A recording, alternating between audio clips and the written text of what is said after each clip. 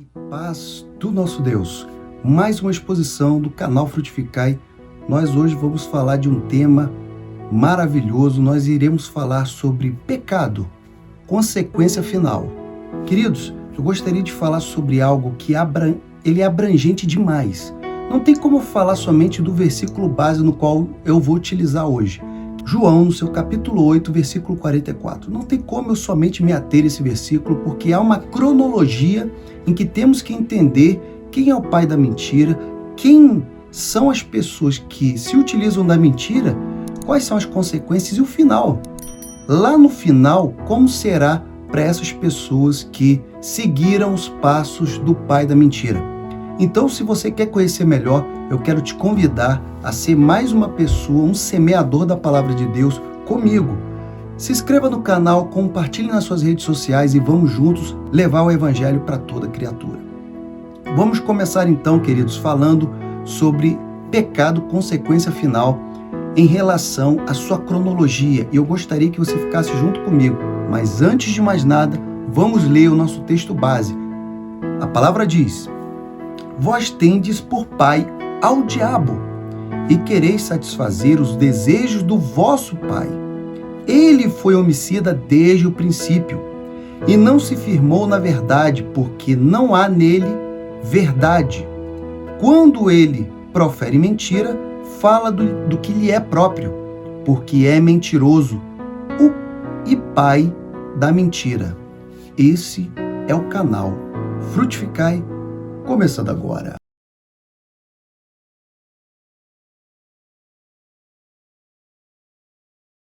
Amados, eu vou falar, claro, evidentemente, rapidamente sobre o contexto do capítulo e versículo que eu li, mas eu tenho que fazer uma cronologia para a gente entender essa paternidade, a única paternidade que é dada ao diabo. Não tem mais nada em que ele tenha criado, a não ser a mentira. E nós vamos entender isso muito prontamente, com toda a clareza, e a gente vai entender por quê que, infelizmente, as pessoas entendem: eu sou carne, eu sou falho, então mentir, uma mentirinha. Não existe mentira branca, não existe mentira santa. Queridos, nós temos que ter essa concepção. Não é radicalismo, não é forma, nós sabemos que estamos passíveis de errar. Mas uma vez que erramos, nós temos o nosso advogado. Mas, no entanto, se nós erramos com consciência, nós temos que ter a consciência de que isso será cobrado. Porque nós temos a consciência de que estamos errando. E nós sabemos que a consequência do pecado é uma só. Não temos como a gente dizer que nós somos falhos e por essa consequência nós temos que mentir. Então vamos começar então dizendo sobre a cronologia da mentira. Queridos, isso vai acompanhar até mesmo a queda do anjo ungido de Deus, o anjo querubim. Não era qualquer anjo, querido. Era um anjo que era próximo de Deus, um anjo que conhecia muitas coisas. Ele tinha, com certeza, ele, como era ungido na hierarquia dos anjos, ele era um dos maiores, mais belos, que tinha o maior conhecimento das coisas. Então, queridos, veja bem o que diz Isaías no seu capítulo 14, nos versos 12 até o 14. Diz assim: como caíste desde o céu, ó Lúcifer, filho da alva, como foste cortado por terra, tu que debilitava as nações. E tu dizias no teu coração: eu subirei ao céu acima das estrelas de Deus, e exaltarei o meu trono, e no monte da congregação me assentarei aos lados do norte. Subirei sobre as alturas das nuvens, e serei semelhante ao Altíssimo. Queridos, tanto o versículo e capítulo de Isaías, como também de Ezequiel, que irei dizer hoje, tanto foi para o rei da Babilônia como a Tiro. Mas não vou falar sobre o contexto dessas palavras, porque é ali mencionado, tanto por Isaías como também por Ezequiel, versículos que falam exatamente sobre Lúcifer, fala sobre esse anjo, esse querubim ungido. Então, queridos, vamos entender. Veja o que aconteceu. Qual era o pensamento? Ele queria subir no mais alto e sublime trono, ele queria estabelecer o seu reino acima de Deus e ele queria ser semelhante ao Altíssimo, coisa que jamais poderia acontecer. Veja que agora em Ezequiel diz o seguinte, Ezequiel no seu capítulo 28, verso 14 até o 17, anote tudo, vá lendo em sua casa, porque você vai ter um entendimento, queridos. Você vai ter conhecimento, o que é mais importante. Tu eras o querubim, eras passado, foi ungido para cobrir e eu te estabeleci, ou seja, Deus estabeleceu no Monte Santo de Deus, estavas no meio das pedras afogueadas andavas. Perfeito era nos teus caminhos, desde o dia em que foste criado até que se achou iniquidade em ti. Na multiplicação do teu comércio encheram o teu interior de violência e pecaste. Por isso te lancei profanado do monte de Deus e te fiz perecer, ó querubim cobridor, no meio das pedras afogueadas. Elevou-se o seu coração por causa da sua formosura. Corrompeste a tua sabedoria por causa do teu resplendor. Por terra te lancei, diante dos reis te pus, para que olhem para ti. Então veja, queridos, que agora ele vai dando características aqui, Ezequiel vai dar características de como era esse querubim ungido. Ele tanto possuía formosura, quer dizer, ele tinha uma beleza inigualável, assim como o seu resplendor, o seu brilho, era algo que não poderia ser descrito. Mas, no entanto, ele se corrompeu. Corrompeu a sabedoria dele, porque elevou no coração dele e ele foi lançado. Queridos, vamos agora entender, isso tudo está sendo para nós entendermos. Eu já queria abrir um parêntese aqui para poder falar com vocês que aqui está dando ênfase à sabedoria que tem esse anjo querubim ungido. E tanto também temos que falar sobre a sabedoria que esse querubim ungido teve para poder levar 1/3 dos anjos.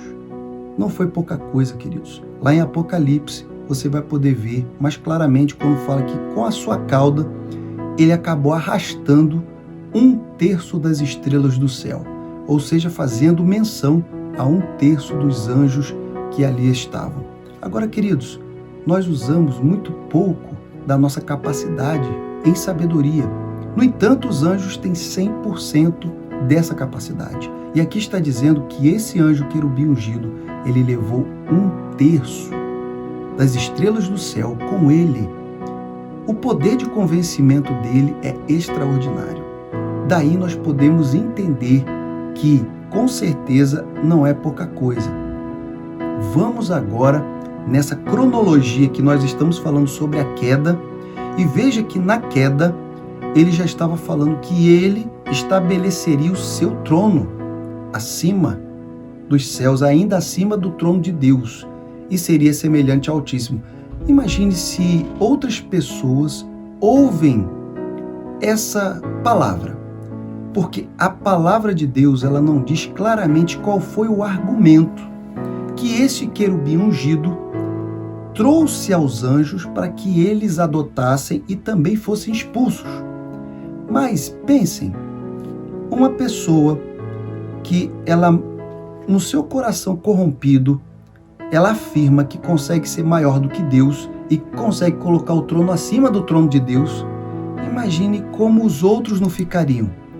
Imagino eu que esses anjos, e aqui estou dizendo eu porque a palavra não afirma, mas entendo eu que o pecado que praticamente trouxe a ruína desse 1/3 de anjos foi exatamente deixar de olhar para o eterno e de repente desviar o seu olhar para aquele que dizia que poderia ser alguém semelhante ao eterno.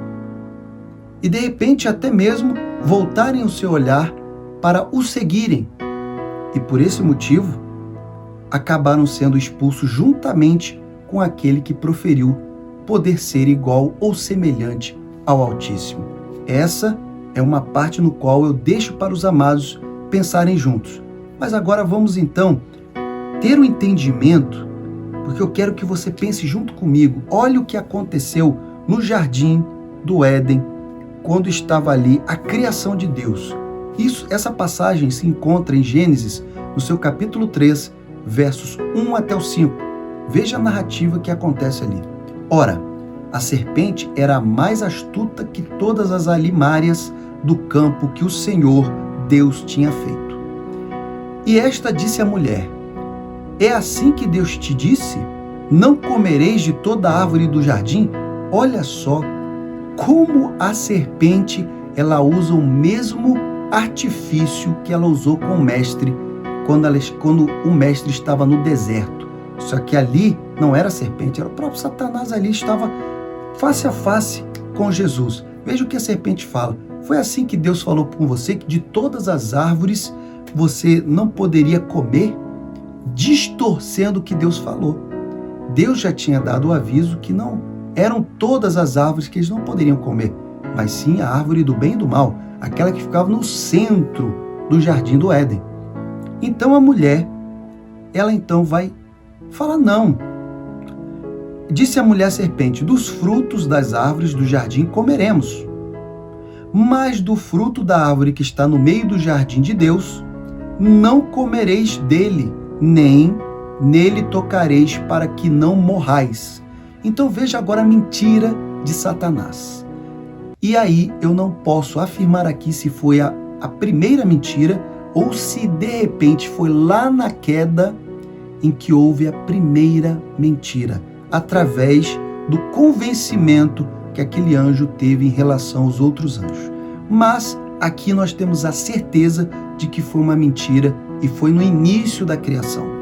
Veja bem, aí a serpente fala assim: então a serpente disse à mulher: certamente não morrereis. Olha a afirmação que a serpente está dizendo. Primeiro, ela distorce dizendo que Deus falou com vocês que não poderiam comer de nenhuma árvore do jardim? E a mulher então explica que não, poderia sim, mas a árvore que ficava no centro do jardim, aquela árvore não, nem poderia comer e nem tocar. E ela diz que havia uma consequência nisso, eles morreriam.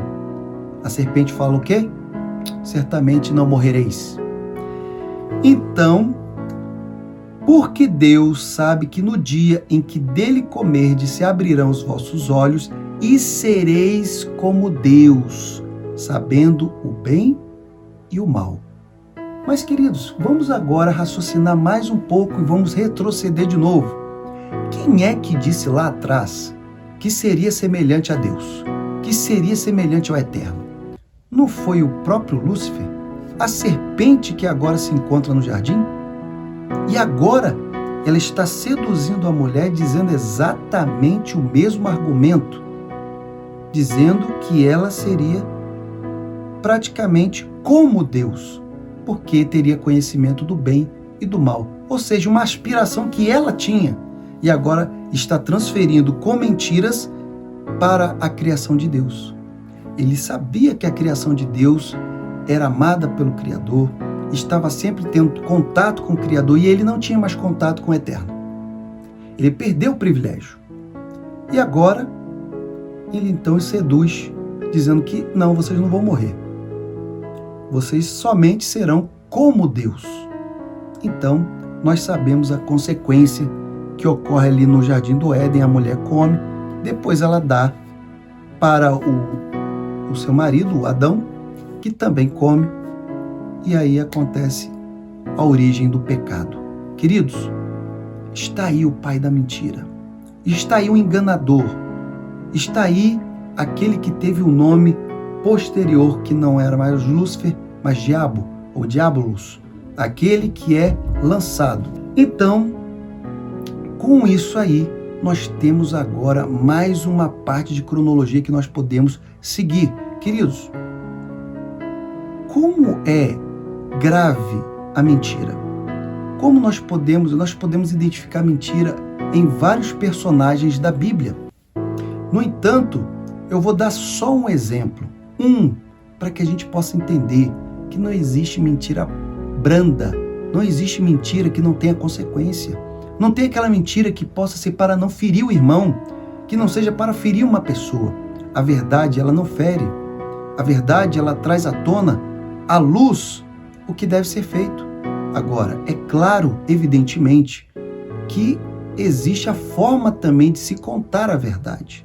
Jesus Cristo, ele não contava a verdade do reino de Deus martelando e batendo nas pessoas. Isso eu vou explicar exatamente porque no versículo base que nós lemos, ele vai falar sobre isso, mas não porque ele estava querendo ali trazer o juízo, tanto a fariseus como também aos escribas, não. Mas ele já vinha sendo atacado em um histórico, que o próprio versículo do capítulo que lemos pode contar a narrativa toda. Mas veja aqui, em Gênesis, no seu capítulo 37, versículos 32 e 33, aqui fala sobre os irmãos de José. Jacó, ele tinha vários filhos e entre eles tinha José. José era muito amado e ele tinha uma túnica colorida. Todos nós sabemos que ele foi até os irmãos para poder ali, que o próprio Jacó tinha enviado. Seus irmãos, cheios de inveja, cheios de furor, fizeram o quê? Venderam José. Só que depois ali, como é que eles iam explicar o sumiço de José para Jacó? Eles tinham que pensar em alguma coisa. Eles não podiam falar a verdade. Eles não podiam chegar para Jacó e falar, vendemos José. Essa é a verdade, vendemos. Eles poderiam fazer isso? Poderiam. Mas será que eles seriam bem-sucedidos contando essa verdade? Naturalmente não. Então o que eles fazem? Eles pegam ali, aqui diz a palavra, e enviaram a túnica de várias cores, mandando levá-la a seu pai, e disseram, temos achado esta túnica, conhece agora se esta será ou não a túnica de teu filho? Veja que aqui eles não dizem que eles em nenhum momento encontraram José. Eles aqui dizem que encontraram a túnica. E conheceu-a, Jacó conheceu-a e disse, é a túnica de meu filho. Uma fera o comeu, certamente José foi despedaçado. Por quê? Porque ela estava cheia de sangue que eles tinham colocado na túnica. Queridos, essa foi uma mentira para poder acobertar um ato dos irmãos de José. Claro que aí certamente, lá na frente, José vai dizer que aquilo que eles fizeram não foi para o mal dele, mas sim para a glória de Deus e tudo mais. Mas a mentira trouxe, e vocês vão ver que na sequência traz um amargor terrível a Jacó. Ele fica vários dias ali de luto, sofrendo pelo seu filho, imaginando que o mesmo estava morto. Bom, queridos, falado isso e dando esse exemplo bíblico aqui, que nós não podemos sair jamais da Bíblia, vamos voltar agora para essa parte onde fala exatamente sobre o pai da mentira. Veja o nosso texto base. Vós tendes por pai ao diabo e quereis satisfazer os desejos do vosso pai. Ele foi homicida desde o princípio e não se firmou na verdade, ou seja, ele não permaneceu na verdade, porque não há verdade nele. Quando ele profere mentira, fala do que lhe é próprio, porque é mentiroso e pai da mentira. Veja, por que Jesus estava falando isso para os escribas e fariseus? Se você olhar ali o capítulo 8, desde o início, você vai ver que primeiro eles trazem uma mulher que adulterou e tudo mais e falam, olha, essa mulher estava em adultério, pela lei de Moisés nós temos que apedrejar. O que o Senhor diz? Rabi. Então é o momento em que vem ali, Jesus tira todo o argumento que foi ali plantado e todos saem ali sem matar aquela mulher, que era pela lei de Moisés. E então o Senhor Jesus salva aquela mulher. Mais à frente, aqueles começam a perguntar, sobre a autoridade de Jesus e falar sobre aquilo. Depois Jesus fala que aquele que serve ao pecado, aquele que comete o pecado é servo do pecado. Então eles não concordam, porque eles são livres e tudo mais. Com que autoridade ele fala isso? E eles começam a questionar várias coisas. E Jesus, sabendo e conhecendo o interior dos homens, ele sabia que, na verdade, tudo era um projeto para matá-lo. Tudo era um planejamento para que pudessem pegá-lo em alguma palavra em que ele pudesse ser contra a lei ou contra o senso comum. E com isso, o povo pudesse se enfurecer contra ele. No entanto, eles não estavam conseguindo isso. Então, eles estavam tentando blasfemar, eles estavam tentando injuriar, eles estavam tentando caluniar o mestre a todo momento. Então, o mestre fala que eles tinham por pai o próprio diabo, porque eles falavam mentiras. Eles estavam falando tudo que era mentira. E com qual intento? Homicídio. Eles queriam matar o mestre. Agora, amados irmãos, por que eu cheguei e falei tudo isso até agora com vários textos bíblicos? Porque, inclusive, na própria plataforma, eu já vi pessoas defendendo que, na verdade, o diabo não é mentiroso. E, inclusive, usou o mesmo texto de Gênesis que eu acabei de falar, dizendo que, na verdade, Deus, ele tinha dito que o homem, e agora o homem sabe do bem e do mal.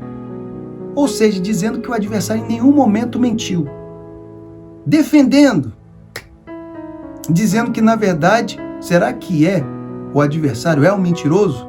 Queridos, pelo amor de Deus, vamos abrir o nosso entendimento, nossa sabedoria para entender. E agora vamos ver a consequência. Eu disse que o nosso tema é pecado, consequência final. Sabe por quê? Porque nós pensamos assim, não, uma mentirinha, outra mentirinha, isso não vai ter nenhuma consequência, não vai ter. Vamos agora para o nosso último texto, que vai ser crucial para o nosso entendimento. Apocalipse, no seu capítulo 22, verso 15. Veja o que diz: mas ficarão de fora os cães e os feiticeiros, os que se prostituem e os homicidas, e os idólatras, e qualquer que ama e comete a mentira. Bom, amados, mais uma vez eu quero trazer à tona aqui a seriedade do tema, a consequência dele, e quero dizer mais uma vez, a cada vez que mentimos conscientemente, nós nos aproximamos e nós temos cada vez mais vínculo e similaridade com o adversário, com o diabo. Porque uma vez que nós fazemos isso, mas às vezes sem aquela intenção de mentir, tem como isso acontecer? Tem. Existem pessoas que acabam falando uma coisa porque tinham conhecimento de outra informação anterior. Então a pessoa sabia de uma informação antes, não tinha sido atualizado, repassou essa informação e não foi mentira, era a informação que a pessoa tinha. Mas para os outros que já tinham a atualização da informação, era uma grande mentira. Então nós temos que entender que aquela pessoa que coloca no seu coração, eu não vou falar a verdade, senão eu vou magoar fulano, ou senão eu vou ficar mal com ciclano. Você está mentindo, querido. Você está se colocando numa posição ruim. Você está em conjunto com o pai daquilo que você está praticando. E que no final vai ser julgado. E que no final ficará de fora.